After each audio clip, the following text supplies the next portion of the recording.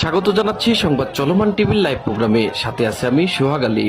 সংসদ নির্বাচনের রেশ কাটতে না কাটতেই বইতে শুরু করেছে আগামী 29শে মে রাজশাহীর মোহনপুর উপজেলা পরিষদের নির্বাচন।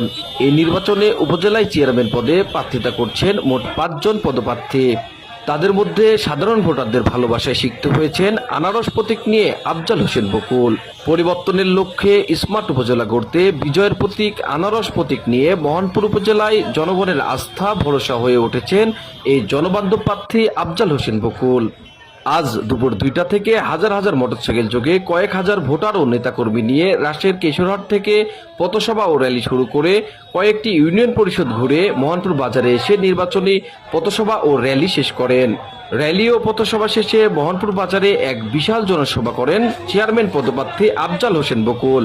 মোহনপুর উপজেলার খাসিগ্রাম ইউনিয়ন পরিষদের সাবেক ইউপি সদস্য নিকটে তাদের পছন্দের প্রার্থীর বিষয়ে জানতে